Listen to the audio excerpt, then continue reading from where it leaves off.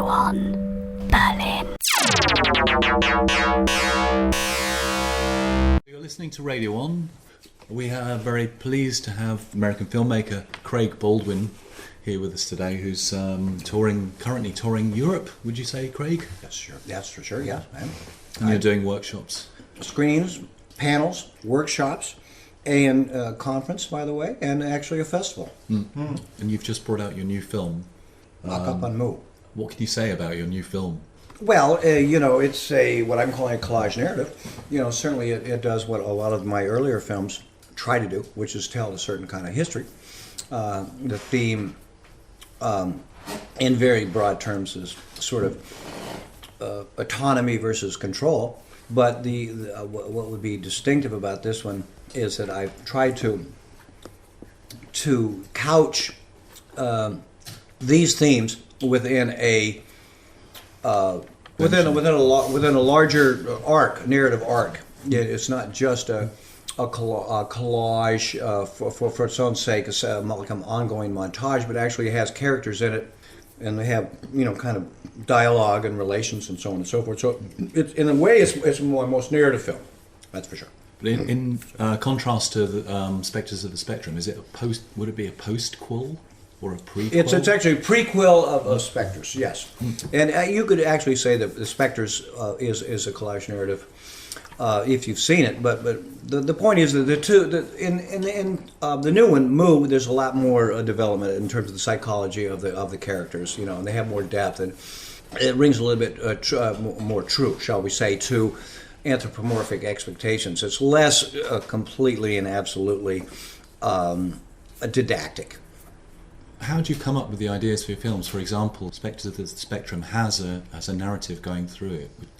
Your earlier films very kind of visually based, would you say, or how do your films now differ to your earlier films? It's true that earlier on I was interested in just more visual play and a visual collage, something more closer to a John Hartfield, to a provocation through imagery and gesture. But increasingly, I felt I had to avail myself of language, basically. And it would be fine to make a short film that's formal, whatever, that's on the surface, that's a play of colors and and forms. But sooner or later, if you want to actually do something that's more analytical, investigative, to take research materials and make it available to an audience, then it's hard to avoid the use of language. One could do a voiceover, which I've done, and one could use intertitles, which I've done. But sooner or later, in my case, I was drawn to at least using schematic characters as carriers of the argument. I call it a sort of a puppet show, in a way. So we do have people in my movie, but you don't necessarily have to suspend, let's put it this way, your disbelief. You see that they are, actors within a kind of a larger play. But there's resolution, and there's conflict, and there's a little bit more that comes from theater or drama in the play. So back to your original part of your question, yes, my films are generally around certain kinds of historical issues of power, that's for sure. But again, I don't just lay those arguments on the table nakedly. What I like to do is, again, couch them in aesthetic initiatives like collage, or narrative initiatives like this idea of family, or a saga, or an epic, or like a fairy tale. Are your films part of your inner landscape as well? They sure are. Well, they could hardly not be. Well, first of all, the kind of level of fantasy and imagination needed to really solve problems, narrative problems, is something that kind of one has to think through, if that's what you mean by inner landscape. If you mean by reflecting my what a belief system or cosmology, then I couldn't give you an answer to that question. I don't know if I have one, But what I mean is, they are products of my imagination, if that's what you mean, for sure. There's not just, you don't just go out and read a book about Coronado, for example. I made a film about the so-called conquest of the Southwest in the United States in not 1492, but a few years after that. But I mean, I did that. But the thing is, to bring it to cinema, that you have to visualize it. See what I mean? So where do those ideas come from? Well, a lot of it has to do with visualization, with thinking up a picture, with creating a mise en scène, with taking a chance on a set of gestures that tell the story. So I don't know, like I say, if that's what you mean by my inner landscape or whatever, but it really has to do. Imagination is the word. I don't want to forfeit that part of filmmaking. You know what I mean? I feel it's important to have some kind of fantasy action going on. Yeah. Can you imagine someone making a film about your life? Would you like that? My life? Yeah. Oh, I would be embarrassed to do that, because I'm actually a white middle class kind of guy. You know what I mean? I mean, ultimately, I would feel I was very serving, and that it wasn't really taking the opportunity to address larger issues. You know what I mean? I don't think I'm all that really extraordinary, to be honest with you. There's a million people like me who are just little wankers who are just playing around with, in my case, images. Could be a musician or a poet or whatever. So. Petty bourgeois, blah blah blah. No, I think that you should raise the stakes up a little bit higher. I'm not into this, reality TV kind of thing. Sure, you can make a movie about the person who just walked by. If you want to make a movie, but I think you could come up with a better subject than that. You know what I mean? How do you come up with the ideas for your films? Are they? Do you think they're part of you, or do they come from elsewhere? Well, yes. Well, you kind of asked that before. The thing is, there's a set of issues that I'm driven by, that's for sure. Again, not that I had this inspiration, I saw what my movies had to be about, just the kind of things that I'm committed to. You could say democracy, again, that's sort of a generalized, vague term. But this idea, what would make for a good movie, I think, is when you have, kind of a certain kind of argument or a certain kind of conflict. So all my movies really are about, generally, the idea of control. Autonomy, really, and it's not hard to come up with a million examples of that. But I would say 4 out of 7 movies really came to the front page of a paper, where I saw a story that was just begging to be made. So it's not like, after making that whole pitch about the imagination, it's not like I have to cook up, see what I mean, a fiction. Go down to Hollywood, rent a room, drink a lot of coffee or whatever it is, you know what I mean? It takes, and then, sort of, carve out a romantic comedy. Oh yeah, develop this character. Yeah, that would be good. It doesn't work that way at all. I mean, my thing is more about taking something that exists really in the world, and then again using imagination to mold it into a work of art kind of thing. So really, not from within me, but obviously I have to be receptive to a good story, and it's something that has that kind of architecture and conflict and tension within it. You know what I mean? That's why my movies are sort of collagey, because they do kind of work out these sets of tensions. Do you dream about your movies? No. Not really. More after the fact. When you make a movie, you would know this if you were a maker. You end up dreaming about the production, because there's a lot of just repetition. You know what I mean? Doing this, seeing the scene.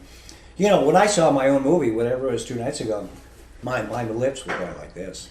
Every word out of the script, I was speaking along with. So there you go. I don't know if that's a dream or not. What I mean is that these ideas become very internalized. But just to flip it, what I'm saying is that if you're trying to draw out from me whether this is some product of some inner child or inner vision, no. Like I say, it's really an outside in. I'm less interested in that. I want to get away from that indulgence of my torturous soul. That's just my attitude. But Mock-Up on Moo deals with Aleister Crowley and other people like L. Ron Hubbard. What's your interest in the occult or hidden knowledge, would you say? Okay, that's a good question. I don't believe really in most of the religious aspects of whatever that might be, metaphysical aspect. I'm a dialectical materialist, just so you know. I'm interested in the fact of cults. See what I mean? I'm interested in flying saucers. I don't necessarily believe in flying saucers, but flying saucers are an urban legend. They're part of a system of belief that have a presence. They're powerful or active. You know what I mean? So I like this idea of illusion or false consciousness, as it used to be called. I'm interested in this, and this is something that's not to be avoided. Again, like a more a didactic filmmaker wouldn't lower him or herself to this concern with the frivolous or whatever, or the just wrong-headed or unscientific. I certainly agree it's unscientific, but I like the idea of exploring the human need for whatever escape or belief or faith, or you know what I mean. So that's why I am drawn to people's the ways that they deceive themselves, to deception. My film, I'm very much interested in the occult as this idea of the secret. Not so much the content of the secret, but the fact the sort of psychological and social organizations around secrets. See, so that's an interesting social formation, occult groups, whatever, and or conspiracies, I kind of like that. I kind of like exploring the power relations, let's say. So why did you choose Aleister Crowley? Well, Crowley because of the historical factor. Again, it's not because I'm mad about Crowley. It's because Crowley was why would I be interested in Lee Harvey Oswald, which I'm very interested in. I don't know if you know who he is, but he was the guy, who shot Kennedy. So that's why I'm interested in Lee Harvey Oswald. There's a lot of Lee Harvey Oswalds out there. Well, I mean, fewer Crowleys, but I mean, Crowley was the guy who set up the OTO, which had the big effect on so many people. My roommate, for that matter, but millions of people. Let's face it, around the world, UK as well, and in California, and Jack Parsons. And my whole story comes by way of the aerospace. What would it be? A sort of historical commentary on individuals within the aerospace industry, really. And the Crowley was an influence on those people. That's how I came to Crowley. I didn't start with Crowley. Then it would be like a fan movie about Crowley. Same thing with Sonic Outlaws, if you ever saw this other film. Well, it ends up being about Negative. Yeah. Well, I didn't make a fan movie about Negative, even though I liked their music. It was about the issue of copying and sampling, so I mean, and copyright violation and so on and so forth. So, and they were someone who was in court, so don't say that's how they came to be the subject of my movie. So there was there's larger issue. Not to say I'm better than other makers, but I'm saying that the way I go about it is there's generally a kind of a larger thematic arc, and then there's people on the ground that enact, embody, and live out these contradictions and these tensions, right? That's why when I read about it in the paper, it's a iteration, it's an example, I say that's it, there's a demonstration of it, there's a story that really happened. I didn't have to make it up. I'm interested in making that argument, and here's somebody who's lived it out, and so then that's kind of the meat of it, you see what I mean? So, for example, in Sonic Outlaws, this was the case with Negative Land and U2, wasn't it? Yeah, sure. It was like a lightning bolt went off. It wasn't actually in the court case. That actually about a year before, but it was actually at it happened to be at a writers thing, and the Don Joyce. That's just another name that you might not recognize, but basically the sort of the ideologue in the guy who does a lot of the writing for Negaland. He read this. He read this manifesto. And I was invited because I had made this earlier film, Tribulation. So I did the thing with film, and then he read this manifesto. And then a good friend of mine, who was the guest editor of a law review at a law school right down the street from this club, and his whole issue had been intellectual property. So he happened to be there at this event, handing out copies of his law review. So that's when the stars aligned. See. So, in other words, Negative is one case, but there's a million cases. But the thing is that these things could happen at that moment. That's when the lightning bolt struck my cerebellum. So you knew that was you would make the film. Yeah. I mean, the ideas are good. There's an argument there. It's good. Like I say, it's a good piece of content. But the thing is, when that was the epiphany, you know what I mean, where I saw that yes, I have it wasn't just academic. I have a personal stake in this, and this is kind of not magical, but there's something charmed about this evening. I could see it that it was more. You know, it came, it materialized. There it was, you know, the Holy Ghost or whatever. It was just the ideas were no longer just pure, you know, in the ether. They would materialize and say, "This is the moment. I see it now. I feel it with my body, and this is the way to go forward with my next film." The early ideas of, or there are some early ideas of that editing came out of spiritualism when it was first developed, i.e. that people thought that they could move time or affect events. Do you know anything about this? Well, I do. You see, I was always interested. Well, you asked a question earlier about the occult. But just so you know, I was always a magician or did magic tricks as a child. I would put on shows, and we have a little tent in the backyard and all that kind of stuff. And you know, so what I'm trying to say is that I guess the word would be fascination. I'm fascinated with those kinds of things. That's not to say I believe in them. I just find them, they're engaging and humorous, you know, and they're better than a lot of mainstream culture. You know, Tom Swift or, you know, some bullshit TV character. That there could be something, there could be something that was, that had this aura, what would be the word, a mystique of not the transgressive or cult or secret. I like this very much. It pleased me. I don't know, you know. I mean, just because of my nervous system psychology. So I, you know, had, you know, always been interested in these kinds of issues, and ultimately this interest, fascination of mine, was actually expressed in Spectres of the Spectrum. It's in the title, Spectres of the Spectrum, by the way. And then there's a lot. You know, that wasn't that long ago. There's a lot of stuff there about. What would it be? You know, a kind of intelligence that wasn't embodied, shall we say, right? The Fox sisters. I don't know if you ever heard about them. No. Well, again, that's another long-winded thing. You could read on the Fox sisters in 2 seconds more than I can tell you, you know, on the internet. But what I'm trying to say is that. I mean, I found out typically in my research for Spectres of the Spectrum about the Fox sisters. And since then, by the way, the Fox sisters have become pretty popular. Not that I was the big, you know, herald of all this, but the thing is, they were two sisters in upstate New York who started, you know, channeling and hearing voices and whatever. And I mean, this is going on for millennium, that's for sure. Millennia. But the point is about the Fox sisters is that they became super famous in the 19th century, about the same time that, you know, telegraph came in. To me, there was a coincidence between in the cultural imagination about the idea of ideas and intelligence being transferred in almost a magical way, and their divining and their channeling.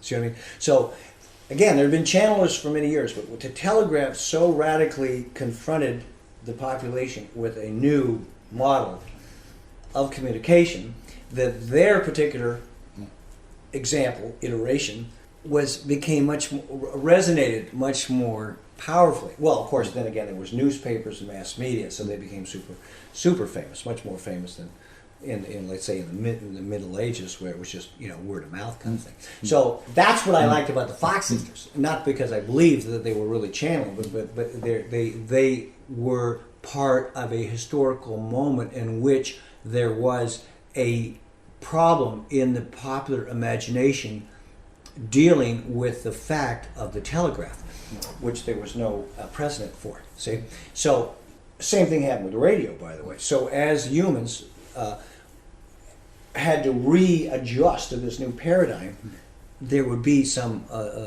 psychic slippage, shall we say, and that the psychic energies would manifest themselves in sightings. Same thing with your business with the voices, electronic voice phenomena. It's less about the fact that these things exist, which I don't believe in, by the way, but I respect your right to believe in, but actually because of the fact that there are microphones and recording devices now. And so that this level of the irrational, or whatever you call it, false consciousness would, like a shadow or a halo, would attach itself to the fact of recording. But Same thing with the pictures, by the way. Yeah. You know, very early on. I love that phenomenon. I think I might have told you my friend's making a film about that, and all that came up in my research as well about the ghost images and things like that, which are more often than not just an artifact or an accident happens with the emulsion, big deal. You know, anybody who's taken their share of photographs knows. You know, but it's more about human projection. I think. You know, it's not about what's there. It's about the activity of the mind. You know, and in some cases being confronted with an inability to deal with a new technological paradigm. And this is also the theory, just so you know, for those of your listeners who have read. Technosis of Eric Davis, who figures very prominently in Spectres of the Spectrum. This idea, Gnostic idea that there is the material world and there's a spiritual world, and never the twain shall meet, kind of thing, and this will be our problem until we can completely get out of our bodies, you know what I mean, and meet the real spirit. But I don't believe that personally. But I understand that it's a strand in whatever in terms of belief systems. That's for sure. Cinema, in a way, is a kind of a artificial belief system. I would say that my films are really more. They're engaging. You know, hopefully. I mean, I hope that they are engaging in a way, and that. Like a puzzle, like I say, like a mental game, you know, like a learning experience in which there's a sort of a challenge to the imagination. So it's not it's not necessarily always so comfortable. Entertainment might have to do with relaxation, and I'm not against that, but people are not going to really get that in in the 1 or 2 hours that they spend watching my movies. What they're going to get is more of a condensed set of ideas in which they engage with it, wrestle or whatever, confront, try to solve this, and that offers satisfaction. I would have to say, hopefully it does in terms of people learning something that they hadn't known before, and also putting together pieces that don't necessarily fit together. See, and that's especially true of collage, I think. So there's more of a challenge and perhaps even a provocation. Because, for example, with Spectres of the Spectrum, I came away with there was so much information and research that I felt that I could learn more and more and more. So it was like joining like a puzzle, and I could. On one hand, I could learn about, for example, the HARP project or Tesla or something like this, and on the other hand, it also has this beautiful sort of sensitive story going all the way through it. So, well, thanks very much. I don't know how beautiful and sensitive it is, but the story, take my word for it, is just a table on which the ideas could be placed. Otherwise, it would be just a listing of HARP here, Tesla there. See what I mean? So that was a solution to the narrative problem. You don't have to know that, but I'm sharing that with you because that's how filmmakers. That's one method in which filmmakers can couch ideas in a narrative, but of course there's other ones. Avant-garde people, you could have listing, you know what I mean? You could do things alphabetically. There's different ways to do it. I've done those things as well too. But recently I've been more drawn to this idea of a saga or an epic or a myth. That's for sure. And by the way, I just want to say right now, I do have another copy of Spectres for you still. Because then you'll find out that's the Fox Sisters. Apparently mine broke down before you got the Fox Sisters. Even though it's a very brief section. These weird synchronicities in life. We're speaking from a former brothel in Berlin with Craig Baldwin and my most notable comrade Renus on my left. We had to actually break into the brothel this morning, which is kind of very odd.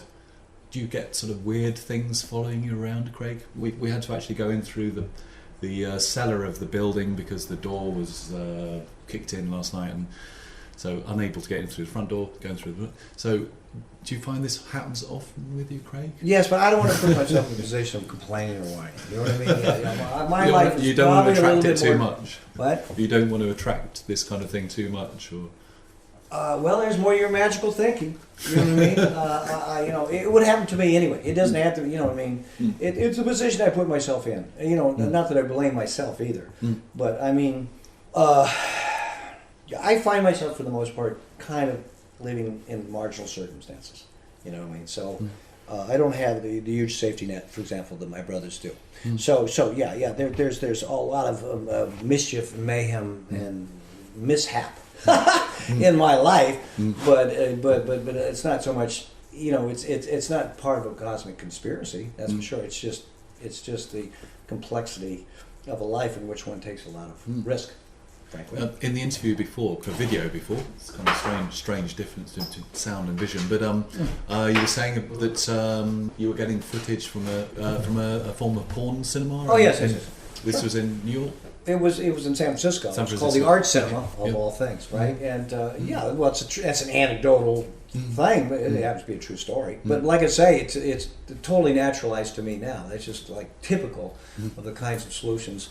Then I lived in a bar, by the way. You were in a brothel, I was in a bar. And the name of the bar was the Russians, by the way. You know what I mean? And now I'm in a former bakery. Yeah, it just happened to be called that. And we had the neon for 7 years. I lived in that place. We had this red neon, the Russians. I mean, how good could you get, And then now I'm in a bakery now, so there you go. So what I mean is, this idea, to take it to the next level, is just more about this idea of inventing your life and being creative and understanding you're part of a living history, and you don't have the prerogative or the luxury of starting anew from scratch. We're always going to be inheriting. The past is always with us, and we inherit the lived world, so to speak. And the best thing is to accommodate. Is to refurbish and recontextualize and repurpose what's there, what limited resources we have, rather than to think, what would be the word, to arrogantly pretend that we have the prerogative to buy a new car or build a new house. I mean, the people still do that, but shame on them. So you don't drive them? I don't, no. I mean, I have a license, but I haven't driven. I mean, I was in a car last night, but I mean, it's not often that I am. My thing is really more tactical. I guess that would be a word. It's really working from where I am, solving the problem at hand. I wish I had the luxury of a strategic, solution to my problems. Getting my father's house, making the movie, and so on and so forth. But that's things change. Or getting into your house, right? I mean, that just had to be made up. Yeah. Tomorrow you probably get in another way. So that's typical. So the things change so rapidly that you have to be whatever provisional. You have to think provisionally. In my world, there's not this larger view. It's just small moves. So all I can see. It's impossible to get look over the horizon. There's too many changes, you know what I mean, and there's too much density, over here. I should take it like my not Sylvia over there, but Sylvia's roommate just took a balloon ride, and I like this idea of going up. Well, and then of course that's the thing about Berlin, by the way. The whole thing is everything seems so monumental. The streets are so broad to me, and it seems like the whole thing was designed from a balloon. But that's not the way it is in San Francisco or whatever. In the working class neighborhoods, it's like there's hardly any room to walk down the sidewalk where I live. You know what I mean? And people don't drive cars so much in my neighborhood. They do in the U.S. of course, but it's all skateboard or walk or bicycle or take a bus or what I mean. It's all these. It's more of a human scale.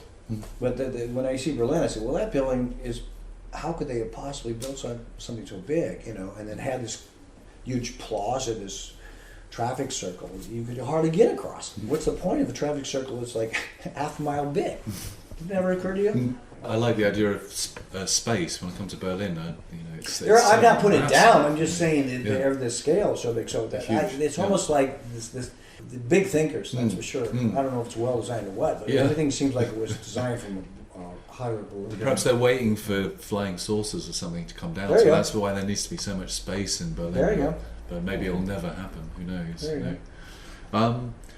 Who are your early influences as far as film is concerned? Or Buñuel still remains to be a superhero. I accidentally destroyed one of his films once. I used to work in a cinematheque in England, and I left the film running, and the film was destroyed into about 1 million pieces. So, because it flap. Yeah. So no piece was bigger than sort of a centimetre or less even. What would you say I should do with this footage? Because I still have it. It's in a bag. Make it to an art piece, maybe. I don't know.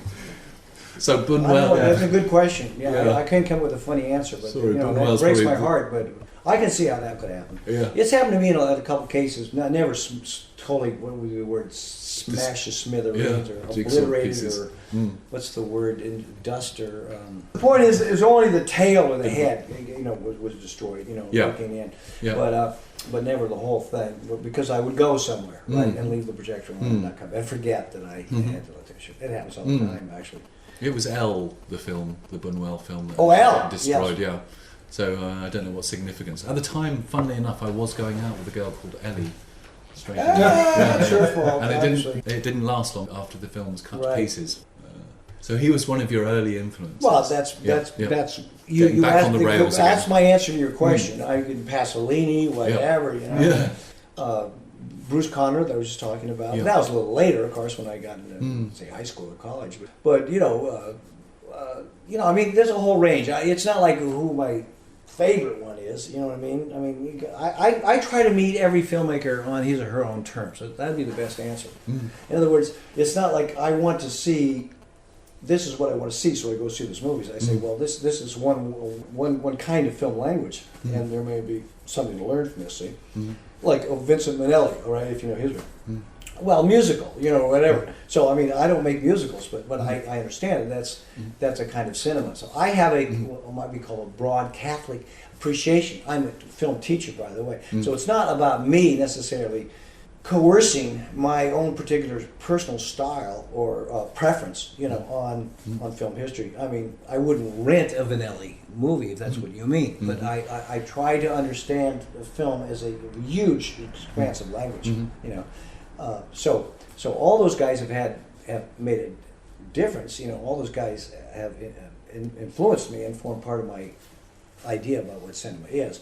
But the ones that have attracted me most are the ones who are involved with this kind of critical cinema. And Bunwell's extremely anti-clerical, sort of anarchistic, and the Russians, the early Ziga Vertov. I mean, it's easy to say, I couldn't come up with any trick answer. It's just there's a canon. There's reasons why certain people have risen, to the top because they're good makers, or they have this tremendous imagination or whatever. Orson Welles, you've got to respect, and so on and so forth. I'm not really so much into film history, don't you know? It's not like a rep cinema kind of thing. My thing is really being in the world now with contemporary artists who may or may not consider themselves filmmakers. There's artists who make films. Like that last night, I don't know if you met Kasper Straka. He's a German maker. He's just a great guy, a great maker, and went to Braunschweig and blah, blah, blah. So, I respect his work. But I mean, he didn't necessarily change my life, but that's the milieu in which I rather identify with myself, rather than hark back to John Ford or whatever, Buster Keaton or Charlie Chaplin. I mean, those guys are great. They don't need my... So, in other words, I could learn just as much about film by, again, looking at the what's engraved here, you know what I mean, on that coin, you know what I mean? In other words, you don't necessarily have to solve cinema problems with cinema sources. You can find it by reading or whatever, or look at advertising, or even in music. And how do you deal with sound in your films? Because on Spectre of the Spectrum, for example, there's a myriad of experimental sort of sound artists that sort of seem to underpin the film. Well, how did you decide? Again, I'm honored you would ask that question as if I had a strategic answer, but I don't. In other words, Is life as so you heard random? me say a little bit ago, it's really just a set of problems that have to be solved. See? So I could say, for example, I'm making a movie about Mahler, which was done, by the way, by that British maker, whatever his name is, Ken Russell. I don't know if you're familiar with Ken Russell. Yeah. Well, another influence, by the way. And I love Ken Russell's work. And so he's making a movie about Tchaikovsky or Mahler, so that's great. Go ahead and make it. You got your problem solved, more or less, right? Uh-huh. But that's not the way I make movies, you know. And so what I'm saying is that I have a scene which is about Tesla. So I would just it's a kind of hunting and gathering kind of thing. You know what I mean? You just you know, there's a lot of sounds in the world, and a lot of, you know, be it music or not, and you know, and you just you have to kind of go hunt and, you know, search and destroy. No, search and bring back, you know, that kind of thing, you know. And there's different ways of doing that. You can listen to all the albums. You can go to the radio. You can, you know, search on the internet. You know what I mean? And so like I say, it's not like ABC. It's like you pulled sound that might work for that scene, you know, and then you start to build a scene. You know, you're not going to do it in 1 week. You're going to do it in maybe 6 months. And as you do it, whether the scene has this kind of language or this kind of gesture in it, then you see the sound that works best. And you might put the wrong sound, I mean, the sound that doesn't work so well, and then another sound might occur to you. But anyway, you shift it out and replace it. So sooner or later, the better ideas prevail, shall we say. And that's how a movie's really made, by cutting away the stuff that doesn't really work. But I always, as I said earlier, err on the side of excess. It's not loud. I know exactly what I was going to do, and then I do it by a cookie cutter thing. It's you bring the materials in front of you, and you're constantly looking for more, and the stuff that remains is the stuff that continues to work, you know, until something better comes along. And at a certain point, you just drop from exhaustion, you run out of money, and that's the form you got. But now it's a little bit different. Of course, you could constantly remake your movie and, you know, and do new versions of it, and that's great too. And I've done that even at film form, you know, cutting literally preset of my own film out. But in the case of Spectres, to be a little bit more concrete with you, all the myriad sources, I can't remember what they all are, but, you know, just in anyone's life now, in your life, and, you know, Sylvia's life over there's a million revenue, what would be the word, streams of audio coming at you, you know, from a million different sources. You know, it's an audio rich environment, that's for sure. And so you have the option of if you're paying attention, you know, to make a note of this or that, and that's really the way it worked out. There was only 1 or 2 cases where I actively would go out and sign, you know, and like buy. This is the point I was making a little bit ago. Going into a DV store and actually ripping, a certain scene from a movie. That's not really the way it works. It's more like I come across, you know, that's the idea of the found. It's like I come across something, and then I recognize it. It's that. So, anyway, in the case of the Spectres, would be the Benjamin Franklin, of course, who is my super big hero, and that's in the movie, as you know, and he's also a complete prankster. He had zines, and he had fake names, and he made fun of rich people, and he was also a super horny old guy, and he was was a child of the Enlightenment, and so on and so forth, about how great Franklin was. Well, he invented the glass harmonica, if you know what that is. You know what the glass harmonica is? The glass harmonica? Yeah. It's not when you play it, it shatters everything for miles around. That's not a nice idea, but that's more your magical thinking. This is okay. No, well, it's not exactly like this, but these 3 cups, let's say they all have different levels of wine in them, right? And then I could take this and then play an instrument like that. And they're generally, larger. You've seen them many times. They're kind of bowls. Yeah. So that was the music that was played. Like the theremin today, and another part of Spectres, not to get into too many details here, which was cut out, which was about Mesmer. Now, Mesmer, you know about Mesmer, don't you? The hypnotist, yeah. Well, hypnosis. Mesmerized the people. Yeah, the way he literally, he didn't. I mean, he was so important that his presence was made into, whatever, translated into a word that's become part of the English language. So more power to him. But he, again, a complete pseudoscientist, a faker, and a mountebank, and someone who was just like L. Ron Hubbard, really, just 2 degrees off L. Ron Hubbard. And during the French Revolution, there was, of course, an insane destabilization of the whole belief system, especially the church. And this is also the birth of cinema, don't you know? This would be a great argument to make, which I can't do because I don't have the historical research. But not only the desire of people to have graven and present images of some kind of spiritual power greater than them, that was curtailed at the French Revolution because it was supposed to be secular and humanistic, right? So the churches were discouraged, and so we have the phantasmagoria, right? You know what that was, right? Okay, well, phantasmagoria. Well, this is off the subject, but we're talking about late 18th century. Let's say 1787, of course, was the French Revolution. 1790, 1800, and there would be certain kinds of way of producing light, and lenses, of course, had also developed at that point. So you could actually have shadows cut out, and also mats, so-called, and also slides, glass slides with painted scenes. And then you could have two of these magic lanterns. And then you could, I love this kind of history, and then you could have both these magic lanterns, and then you could have a shutter between them, or do dissolves, or move your hand, or change the lens. And so basically create a scene. See what I mean? So that was really that.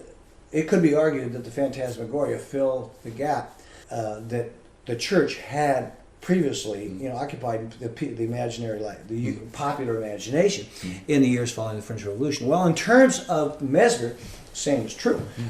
There was a destabilization of the business as usual, status quo, and Mesmer was sort of a gent, as I understand it, from the wealthy, and hung around other aristocrats who were in crisis. And the reason is because obviously their world was coming down.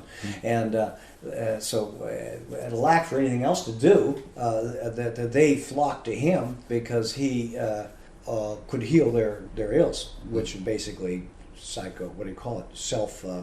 psychosomatic or whatever. When you heal people just because, if you believe you're healed, and if we all held our hands and felt like there was electricity passing through it. No, I saw Madonna doing that. Don't you know, then that would have some effect. But only because we had enough belief in it, right? So old people, maybe they weren't getting laid enough or whatever. Don't you say, could come to him, and so he was sort of a dandy. Don't you see? That's the story of Mesmer. Okay, at the same period of time, you have Franklin, who okay, here's the tie-in, is that during these periods of these episodes, what do they call it, seances or whatever, Mesmer, they play the music of the glass harmonica. In other words, a spiritual, transporting type music, like with his finger like that. You've seen it a million times. Yeah, there would be a player there, of course. You've seen it. But I mean, the guy could do something as brilliant as that. So to invent that, as well as being a complete politician, you know what I mean, and basically writing the United States Constitution and Declaration of Independence, because he knew what human freedom was, and had understood that these ideas of the philosophy had come along. So the original question about Franklin was what? We were talking about Franklin. We have to back. Sometimes we can backtrack on things. Something about Franklin. You came up with Franklin. Yeah. So it was a response to what? What kind of questions drive you nuts, Craig? Where you think in the back of your mind, the receptionist goes like, I just want to leave. No, I'll roll with it, baby. Don't you know? Jesus Christ, I know where you're driving at. But knowing the sort of the tone of a certain kind of a scene, and then recognizing it when I heard it, and I wouldn't really have to wait too long because, like I say, there's so many musical tones that pass across my consciousness in the course of any of any. Willie Nelson. More people going past the window here. But anyway, the point is that I knew that I wanted to do this section on Mesmer. So I did some research on Mesmer, and I knew that they played the glass harmonica. So in that case, I went to the record store and I bought a CD, glass harmonica. So that I guess that's a little bit of an answer to your question. But that's really the only case where I actually had to go out of my way and spend $9.99 on a CD. For the most part, it was a record or a tape or a radio show I recorded, or my roommate's music or whatever, or something off the video. In a lot of cases, increasingly, it's soundtracks, because it's soundtracks that I want. So rather than take something again from Mahler. By the way, there's Mahler and Moo, in case you didn't notice. But I would, instead of classical music per se, I'll take programmatic music, that is narrative music that already has a kind of a direction and an intention, and a kind of a turn of events built into it's lower on the scale of art, that's for sure, but it serves my purposes. Would you ever go around with a recorder recording sounds? field recordings kind of thing, or Yeah. verite as I call it. I should, if that's, but I rarely do that. Yeah. I'm so caught up with just the montage part of it. You know Sure, what I mean? yeah. And if I had any extra energy, it would be shooting picture. As far as recording ambiances, I think it's a wonderful way to make a movie. But by the way, you can get ambiances quite easily now off multiple sources: CD, tape, records, and the internet now. Yeah. So I can't afford really indulge the I don't have the time and energy to go out and film recordings. With Spectres, for example, I know I keep going back to the film. I think you actually film. You use a camera, aren't you? Yeah, in both cases, in Moo and In Moo Spectres, as well, yeah. kind of similar. But Moo takes it to another level. That's for sure. But I did that. Yeah. See, I had made Tribulation before that, and not to throw too many obscure references in, but the thing is, Tribulation is pretty well made, by the way. And as you heard the guy say, it did well. But it's just a montage of received images. Don't you say? It doesn't really have a whole lot of what I'm calling the Z-axis, where people are brought into this, what we have here, like I say, three bodies in space, You're on my left, you're on my right, that wall's beyond you. Tribulation is could be a, calendar pages, Strong images, but they're flat. It's more by graphics.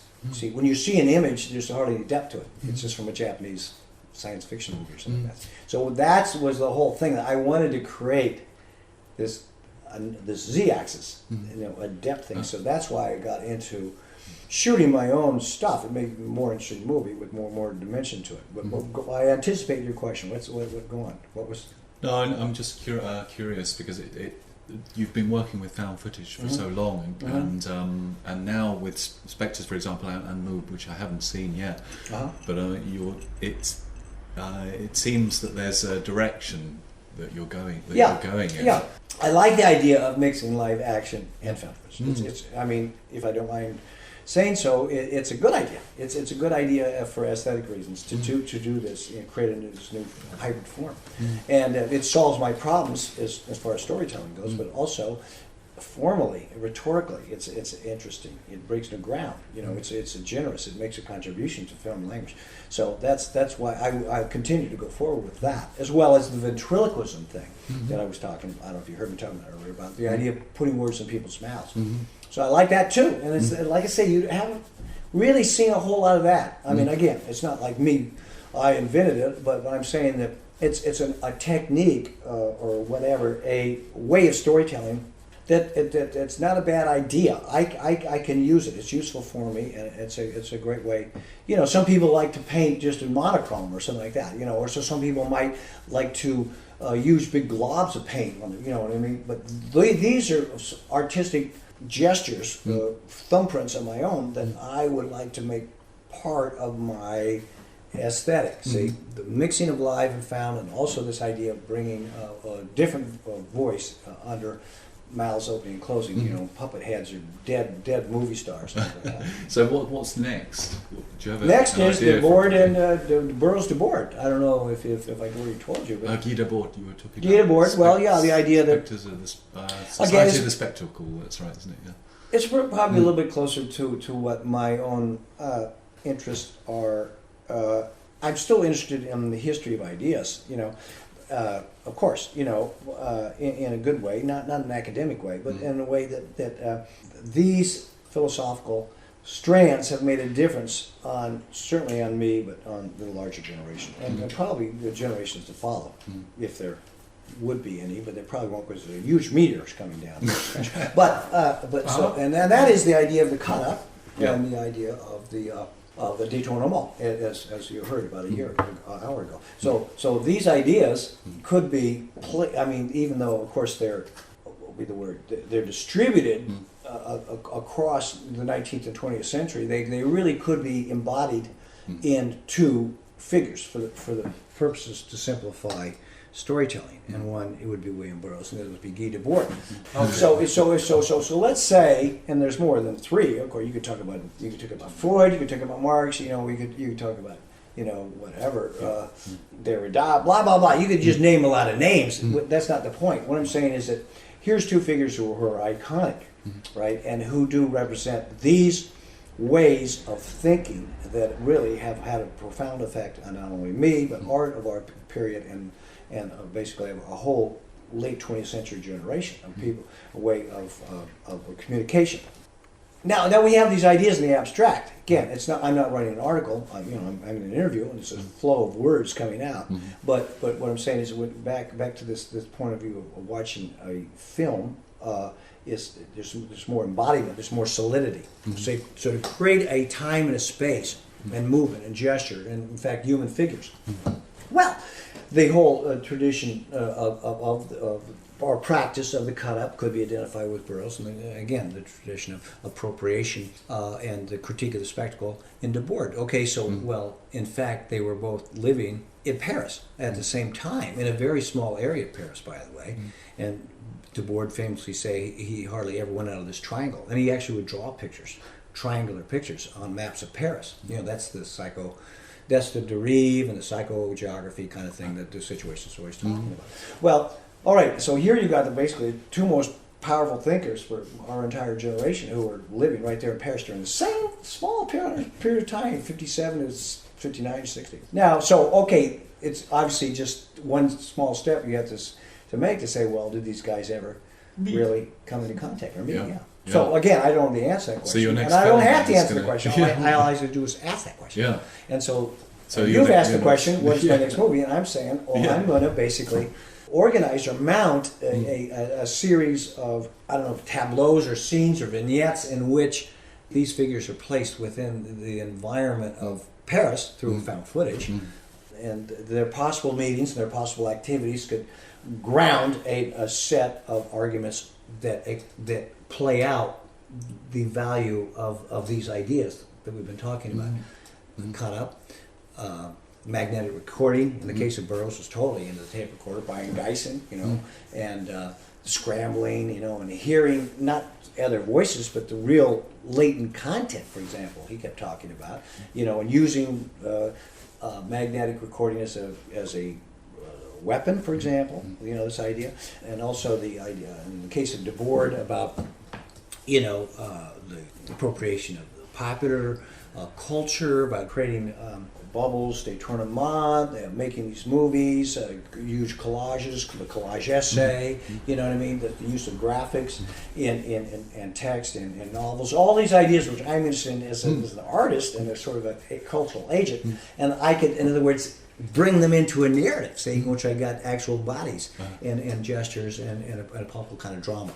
And so I'm calling it B/D or DB, you know what I mean, Debord, but though that might change. And that's something that I enjoy doing. I enjoy reading about these guys who are, pardon the term, my heroes, but their ideas are strong and they resonate very deeply. And then it's a historical narrative, and just not exactly, but carrying on with the tradition of the mock-up and movie. That's exactly what it is. That's wonderful, Craig. Then my final question is, how do you rest? How do you find the time to rest? How do I find the time? I get no rest. No. My thing, I'm carrying a heavy load. Carrying such a heavy load of big boulders, baby, on my head. I got to balance it as well. Yeah, I don't know what to say to that one. Like I said, I really haven't had a whole lot of rest. I get sleep at night, that's for sure. But like this whole trip is a perfect example. I just had to rush out of the house. I didn't do any preparation at all. I don't have any my clothes all day to completely smell. I didn't do the laundry. I just threw the stuff in the bag and just got over as quickly as possible. Like tomorrow, for example, I'm flying to Stuttgart. Just so you know, I haven't queued anything up. I wasn't able to do it ahead of time, so I had to do it basically in a period of time. It took you to set that microphone up. That's when I'll be queuing up over here, and then I'll step in front of the class, kind of thing. So you trust in life? Well, don't say I don't have. It's not. Yeah. Again, the question is if I could pretend to have the luxury of trusting and not trusting. It's like if your boat capsizes, you got to swim. Yeah. That's really my metaphor. I always end up with is the sail, the mast that went down. Yeah, that's you should get to that and you hold on to that one, and maybe it'll take you to you know, outside, to the shore, but maybe it won't. But you just not, you have a whole lot of choices about which spar you're going to get on. So yeah, well, do I trust in life? Huh?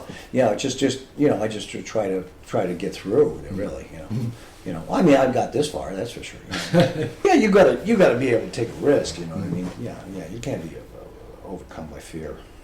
Then you would never make any progress. So yeah, my whole thing is more like there's a little bit of I'll figure it out and trust in yourself kind of thing, and more like the interview even we said, well, I don't know what question's going to ask. You know, I just able to present myself, you know, in a way, put the language together, kind of thing. You know, so well, you know, good faith. It might actually be a kind of good. Maybe that's what you mean. Do I have good faith? You know, whatever. You know, I'm willing to take a risk. I have good faith in you. That's great, Craig. We're very lucky to have had you here for the last hour, talking in your busy schedule in Berlin and Europe. In fact, thank you very much, and good night.